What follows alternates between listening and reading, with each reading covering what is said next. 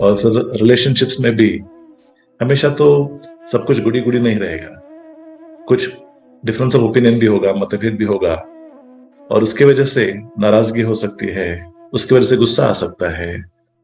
ऐसा फीलिंग आता है कभी कभी कि मुझे सामने वाला समझ के नहीं ले रहा है, या फिर मुझ पर अन्याय हो रहा है या गलत हो रहा है।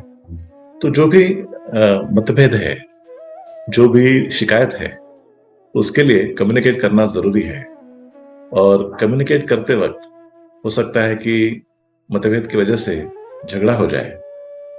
तो अगर आपके जो मुद्दे हैं, अगर आप सामने वाले को बताना चाहते हो, और जो झगड़ा है वो होना ही नहीं चाहिए, ऐसा भी तो नहीं है।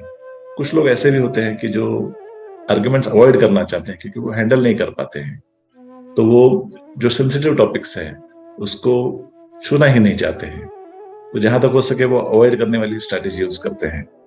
तो उसकी वजह से भी क्या होता है कि जो प्रॉब्लम्स हो, जो इश्यूज हैं, तो जैसे कारपेट के नीचे ढकेल दो और ऊपर से सब कुछ अच्छा लग रहा है, लेकिन जो पेंडिंग इश्यूज है वो, उसका जो इफेक्ट है इमोशंस के ऊपर, हमारे मन के ऊपर, हमारे शरीर के ऊपर, वो धीरे धीरे बढ़ता जाता है। और जो छोटी छोटी बातें एक्यूमुलेट होती जाती हैं और बाद में फिर बड़ा झगड़ा हो जाता है। तो जो इश्यूज है उनको जल्दी हैंडल करना जरूरी है, उनको पेंट अप नहीं रखना है, क्योंकि उसकी वजह से आपका जो इमोशनल चार्ज है वो बढ़ते जाता है। और जब कम्युनिकेट करने की बात आती है तो वो इमोशनल चार्ज बढ़ने की वजह से झगड़ा हो जाता है। और झगड़ा हुआ भी, मतभेद हुआ भी, तो झगड़ा कैसा करना चाहिए, तो उसके बारे में हम लोग आज बात करने वाले हैं। तो हम लोग जो फाइटिंग है, जो आर्ग्यूमेंट है, उसको फेयर कैसे रख सकते हैं, उसके लिए कुछ ग्राउंड रूल्स फॉलो करेंगे। तो वो क्या है वो देखते हैं। तो सबसे पहला रूल तो ये है कि आपको पहले खुद क्लियर होना चाहिए कि आप द मेन इशू क्या है, कौन सी चीज आपको बदल करती है। तो झगड़ा करने से पहले थोड़ी सी तैयारी करना जरूरी है, थोड़ा आत्म परीक्षण करना जरूरी है कि एग्जैक्टली इशू क्या है और आपको किस वजह से तकलीफ हो रही है और आपको क्या तकलीफ हो रही है। दूसरा, जब आपको क्लियर हो जाएगा तो आपको ये डिसाइड कर लेना है कि इश्यूज तो बहुत सारे हैं, लेकिन उनको मिक्स नहीं करना है। चलो एक इशू एक समय पर हैंडल करते हैं, तो डोंट मिक्स इश्यूज। और एक बात का ख्याल रखना है कि आप जब भी चर्चा करेंगे, तो अगर समझो आपका जो स्पाउस है वो काम से घर आया है, थका हुआ है, अभी खाना खाने का टाइम है, तो खाली पेट चर्चा ना करे तो अच्छा है। और पहले उनको सेटल होने दो, और उनको पहले आप उनको मन को तैयार होने दो कि मुझे आपसे बात करनी है। और हम लोग खाना खाने के बाद में रात को आज बात करेंगे, तो थोड़ा उनको भी मेंटली प्रिपेयर होने दो और फिर बात करें। कुछ लोग ऐसे होते हैं कि जो थोड़ा समय लेना चाहते हैं, सोचना चाहते हैं और फिर एक्सप्रेस करना चाहते हैं।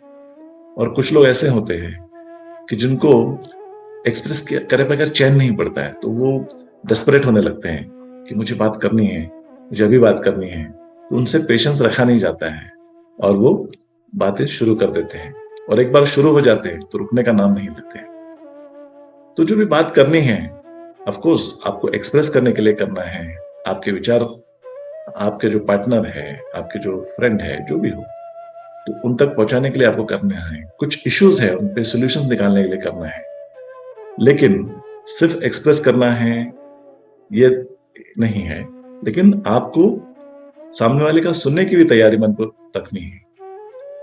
तो अगर आप सिर्फ एक्सप्रेस करेंगे, बोलते जाएंगे, तो सामने वाले को झेलना बहुत मुश्किल हो जाएगा। तो उसके लिए, और स्पेशली अगर वो सामने वाले को ब्लेम करने वाली जो लैंग्वेज होगी, अगर वो होगा और वो अगर लंबा खींचेंगे, तो सामने वाले को हैंडल करना बहुत मुश्किल हो जाएगा, उनका पेशेंस छूटने लगेगा।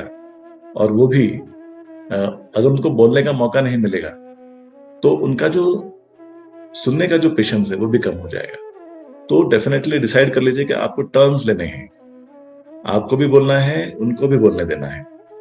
ये एक ग्राउंड रूल फॉलो करना बहुत जरूरी है।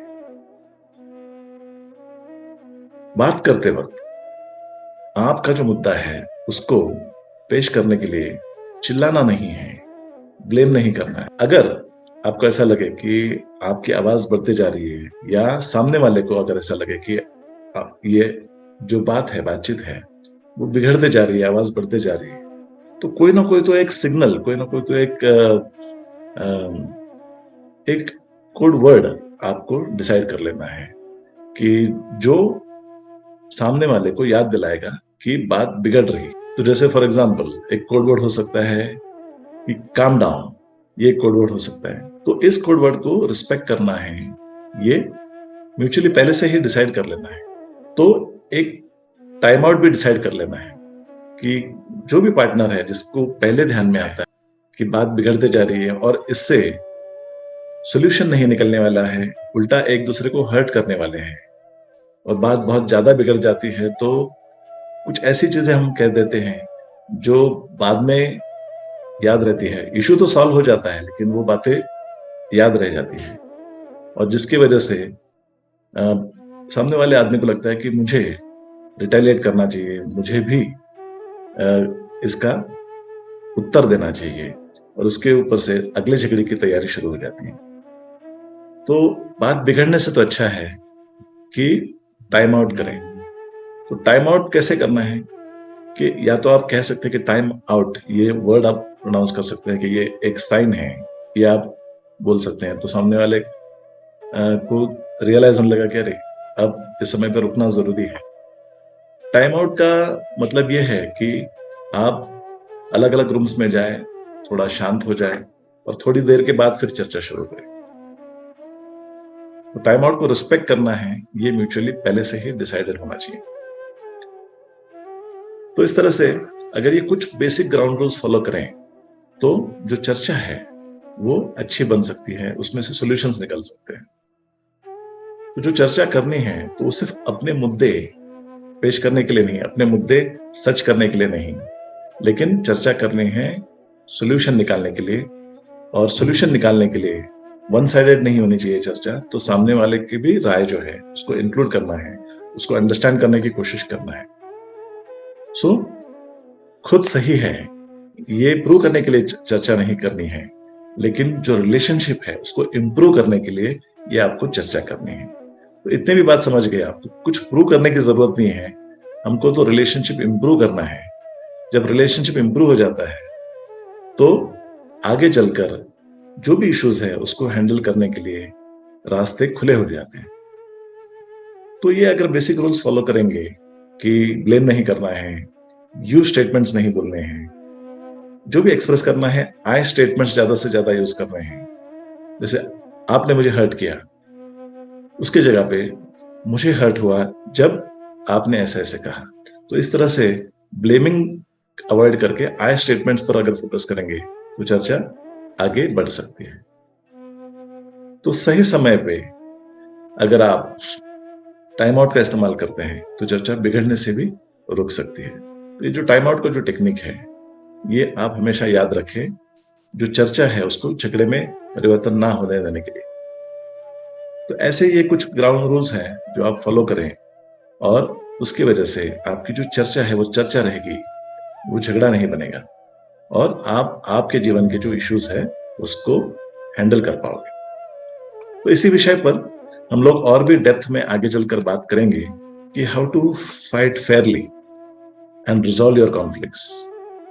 तो आप हमारे साथ बने रहिए, और जो भी आपके जो इश्यूज है उसके बारे में आप कमेंट बॉक्स में लिख सकते हैं। आपको इसी विषय से रिलेटेड और कौन से पहलुओं पर बातचीत चाहिए तो वो भी आप जरूर कमेंट बॉक्स में लिखिए, आपकी प्रतिक्रियाएं लिखिए।